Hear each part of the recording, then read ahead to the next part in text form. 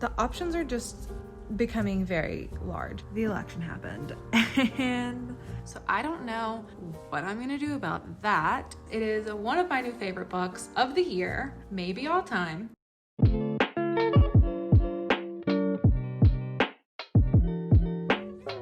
Welcome back to my channel. My name is Ashley and I like to talk about books, and today I'm going to be doing a reading vlog for the 1000 Doors Readathon. This readathon is being hosted by Emma, Meg, and Tasman. I will link all of their channels down below, as well as a couple of their co-hosts whose videos I stumbled upon in this readathon. I don't have the complete list, but I will definitely mention the creators that you will see in this video. If you haven't heard of the 1000 Doors Readathon, this is a new readathon that just started for the first time this year, and it is a sort of choose your own adventure readathon. So pretty much the way it works is you don't get your prompts beforehand. You don't have to go out and buy a bunch of books to fit any sort of prompts. You just start with a single video. So in the beginning, Emma, Tasman, and Meg all posted their own first prompts. You can watch all three of those and decide where you want to get started on your journey. So you watch one of those videos, you get your prompt, you pick your book that's going to fit that, you read the book, and then when you finish the book or DNF the book, you go back to finish the rest of the video that you were watching. So you pause it and bookmark it. Then when you watch the end of it, you get something on the end screen at the end where it will ask you a question, how you felt about the book, your star rating, how you felt about the setting, something to that sort. And then depending on your answer, you pick the next prompt and then it sends you on your journey. So I am filming this intro after the fact. I've already completed the readathon and I can let you know that I read some pretty good books in this time. But I also wanted to give a fair warning that the energy for the first half of this video is super low. I have started editing this video already and I'm laying down for most of it, so just wanted to prep you for that. This is the lowest energy reading vlog I've ever done. Go watch one of my other ones if you want to see a super high energy reading vlog. But I still think this readathon was a lot of fun. It just also happened to take place during election week in the United States, which was a time of a lot of anxiety for many of us, including myself, and I just did not have a ton of energy or interest in books at the time. I was trying as hard as I could, but yeah, it was a very stressful time, very exhausting time, and thankfully we've gotten through all that now, so the energy is back up. Don't worry, all up from here. And you'll kind of see that happen too in the back half of the video as results started coming in and my energy started picking up. But yeah, like I said, I read some really good books in this time, so I definitely wanted to be able to show this video so I can talk about these books later and you will have gotten to see me read them, because I think I found a new favorite of the year. So with all that being said, let's get into the video. Hello, good morning,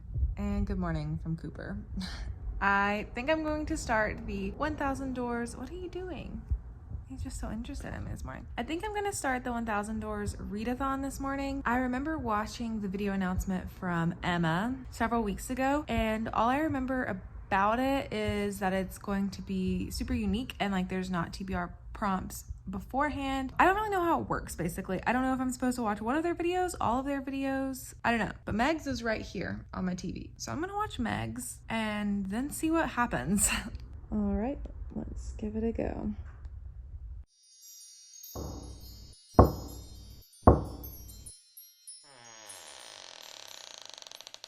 So the first doors have opened. So your first prompt is this. That's history. Okay, so I just watched Meg's video and her prompts are all going to be themed by memes. Of course, it's very on brand for her, not surprising. The first meme is, I'm so uncultured in memes, so don't come at me, don't know what this is. A woman going, that's history. And so a couple ways to interpret that are to read something historical fiction or to read something that's so influential in a genre that it's history making for that genre, because everybody knows what it is. So I have a couple of book ideas that come to mind for that. I have The Invisible Life of Addie LaRue, which is historical, The Devil in the Dark Water, which is also historical, and then A Court of Thorns and Roses, which has been sitting on my TBR for a while and is definitely a staple of the fantasy genre. So those are three options I could go for from this video. She also said you could go watch Meg and Tasman's videos and then kind of decide which one you wanted to start at. So I'm gonna do that. I'm gonna go watch Emma's and Tasman's and then figure out which journey I want to go on.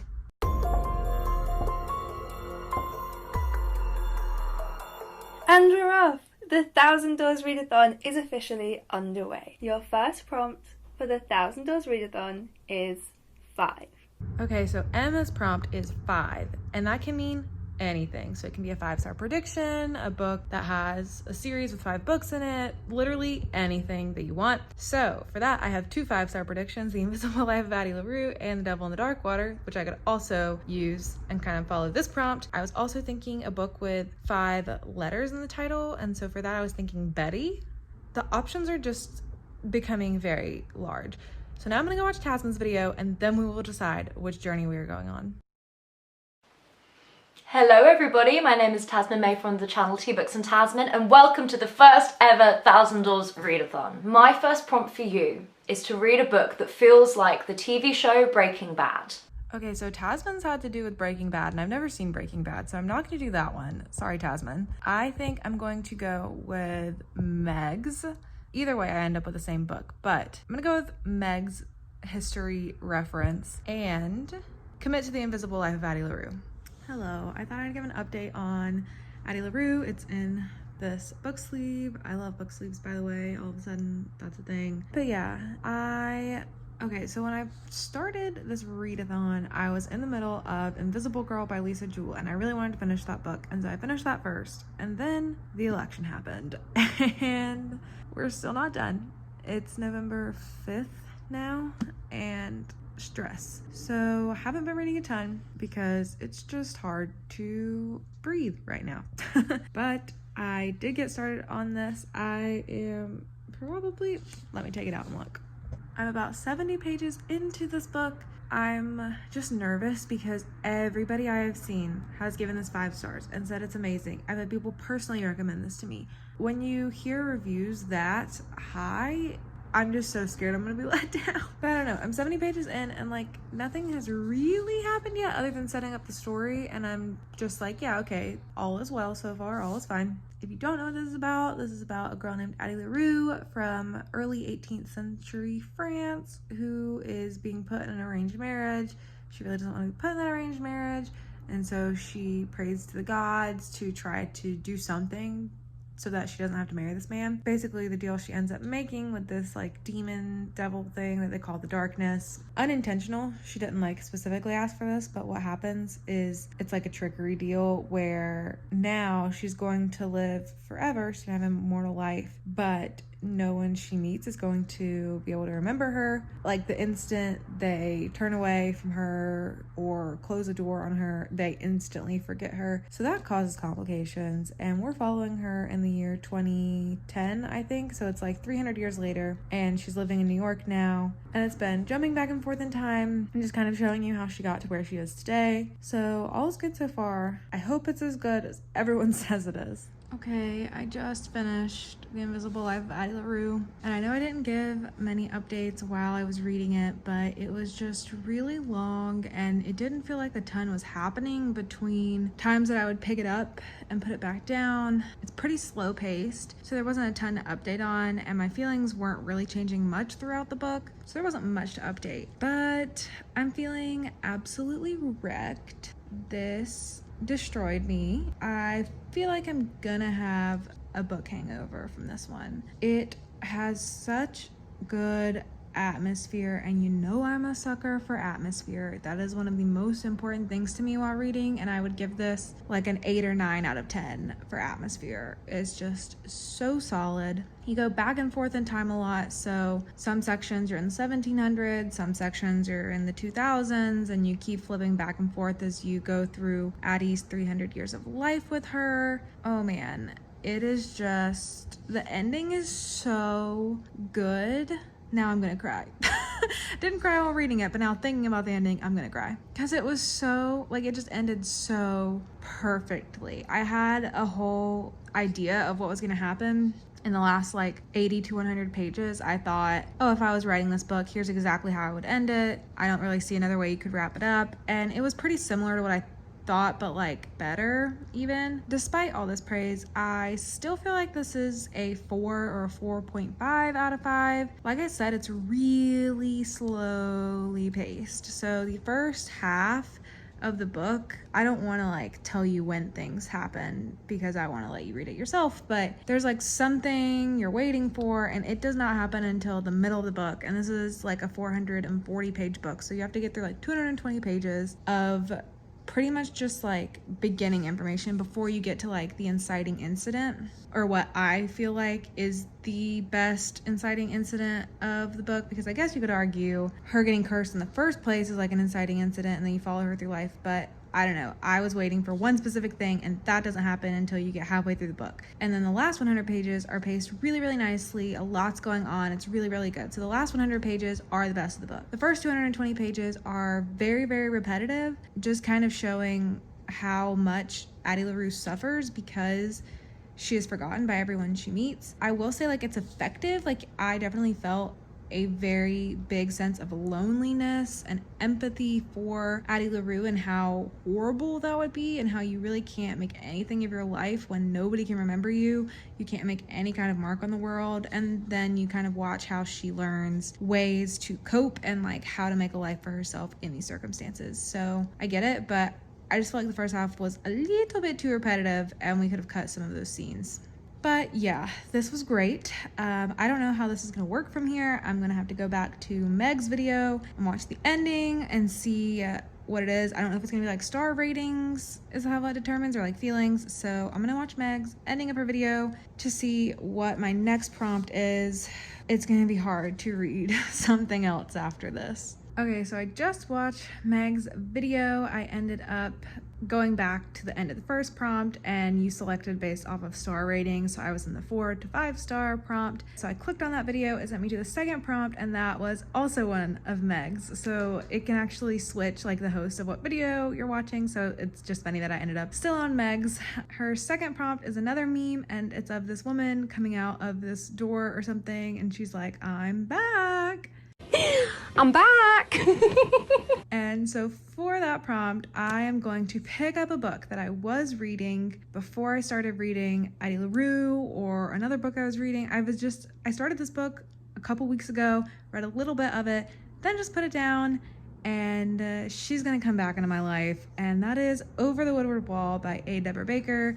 As you can see, I am really almost halfway through, and it is a really short book, so I do need something to just fly through to pick me up after Addie LaRue, and yeah, this just seemed to fit the prompt really well for me.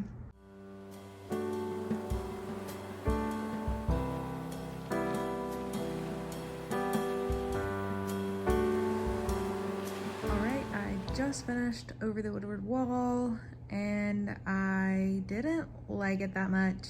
I would give it like 3 stars. It was fine. A lot of things going on, lots of like world building. There's like the Queen of Wands, the Queen of Swords, the King of Swords, the Page of Frozen Water. Like, I don't know, just wasn't for me. Yeah, if I never told you what it's about 2 kids named Zib and Avery. Zib's a girl, Avery's a boy. Zib is really like wild, her parents are like hippies, and Avery is really like buttoned up, really like follows the rules and stuff. They don't know each other, they're just both walking to school one day, and then there's like a wall out of nowhere. They end up climbing it, and then they end up into this whole different world that they explore together and become friends and face challenges and obstacles and meet people. And it really reminded me of The Wizard of Oz, but yeah, it was basically just fine for me. So I'm gonna go back to Megan's video to see what I should do next. So I ended up with another Meg video, so I have another meme as my prompt. I've just been with Meg this whole time. And the meme is a woman saying she's done with playing games. She doesn't want to play games anymore. No, I don't want to play any more games. I'm fucking gamed out. I've had enough of playing games. And Meg's suggestion was a book that involves games somehow, or like a murder mystery that's like Clue for Americans. Nothing is immediately coming to mind. I was also thinking maybe like reading a book that I've been putting off for a long time, and like I don't want to play games anymore, I just want to read that book. So I'm gonna think about it and then I'll let you know what I decide. Okay, I figured out what I'm gonna do for the games meme.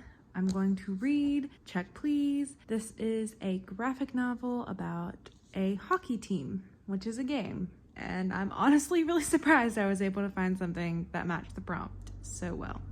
I'm not super in the mood for something light and fluffy right now, so we'll see how it goes, but it fits the prompt, so we're gonna do it.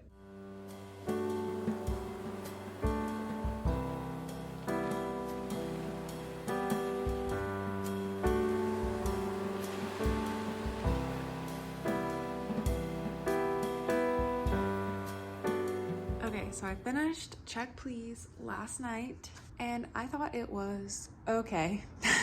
I would give this like 3.5 stars. From my understanding, I thought it was gonna be more of a romance, and it wasn't. It was more of like a coming of age story, sort of, but there really wasn't a super strong arc for this main character, who bakes a lot and plays on a hockey team in college. It follows him through his first 2 years of school, and then there is a sequel that follows the rest of his time at university. The second book is where there's more romance, so I think I will read that.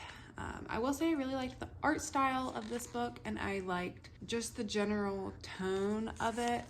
He's just this really soft little boy who loves to bake pies and is a vlogger. So he's talking to his camera a lot. He's got all these guy friends who play hockey. Yeah, overall it was okay. So I actually already went through the rest of where these prompts will take me now last night, but I will catch you up. So first I returned back to Megan's prompt to go through the ending of it, and she asked if you liked the main character of your book. And for this one, I said kinda. There was yes, no, kinda, and DNF, like you DNF'd the book. I said kinda because I did like the idea of him. He's this little soft boy who plays hockey, is very sweet, is a vlogger. Like, he's a cute little dude, but he was also a little bit annoying at times for me and just a little childish, I guess. So I wasn't in love with him, but I did kind of like him. So I hit kind of. And then I got sent to another video, this time not with Megan. And the prompt I ended up landing on is actually an Instagram challenge. I have a challenge for you. I would love you to take whatever book you're currently reading or have just finished, as that may be why you're here, and pair it up with a god or goddess or even just mythological hero from a various cultures, legends, or myths. So I am supposed to take a photo pairing the latest book that I read with a god or goddess of any mythology. So I don't know what I'm gonna do about that. So in the meantime, I decided to go ahead and move on.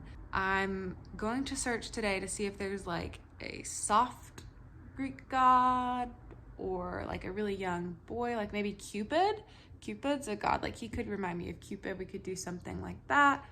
And then you're supposed to take a themed photo, either like dressing up yourself or like a themed flat lay. So I'll work on that and I'll come back to you on that. Where I ended up next, you only have one option at the end of that video, so it just shoots to the next one. And the next prompt I ended up on was the word spirit. Now I have one more prompt for you. The word is spirit. And I immediately knew what I was gonna read, and I was very happy that I landed on this prompt. So I'm going to read Nina LaCour's new book, Watch Over Me. This, I have heard, is a ghost story of some sort, also something cult-ish. Heard it has Midsummer vibes. I think it's more of a contemporary than like a horror with the ghost things going on, but like I'm cool with that. I've been wanting to read this book. I've been hoping I could fit into one of these challenges, and this was perfect because spirit, I was like ghost, and I was like, ah, yes, watch over me. This is perfect. So this is about a girl named Mila, and she is used to always being alone, which is why she ended up saying yes to the opportunity to go to this remote place that is a second chance for her. She was in the foster care system, but now she has graduated out of it, and so that's how she ends up at this farm. And she's offered a teaching job, and then there are ghosts. It's about trauma, survival, chosen family, and rebirth. And just look at this cover first of all, and then look at the inside. Stunning. Stunning. I cannot wait to read this. I will check back in with you once I have made some progress on this.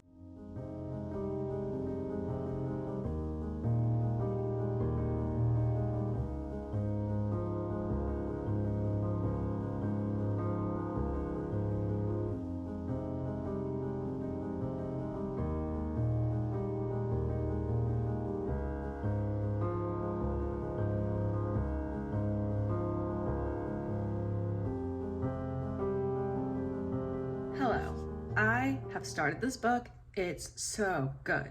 This has the potential to be one of my favorite books of the year, and I am only in the first third of it, and I already know that. It's that good. It's so good. It's so good. It's mostly just the way it's written that I love so much. I've never read anything from Nina LaCour, but this just like makes me want to read everything Nina LaCour has ever written and ever will write because it's so lyrical. I just love the way it's written. It's written exactly how I would want to read something. Like, so good.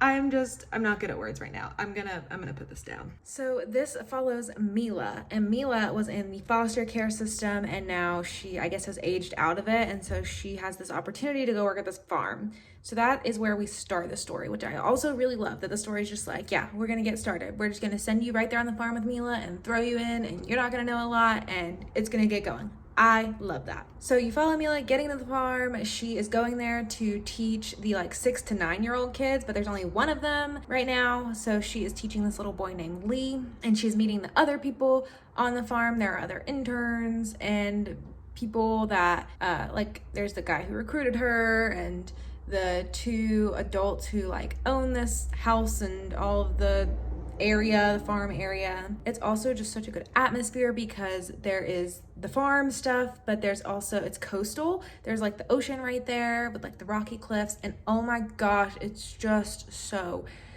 good. There's like weird stuff happening, and it's just written normally. Like they just see ghosts and they're just like, oh yeah, that's just like the ghost. And then there's also flashbacks of her life where she's seeing a ghost, but I don't know if it's real or if she has like abusive parents who are tricking her. I don't know what's going on, but it's just so good. I just love it so much. I'm having a great time.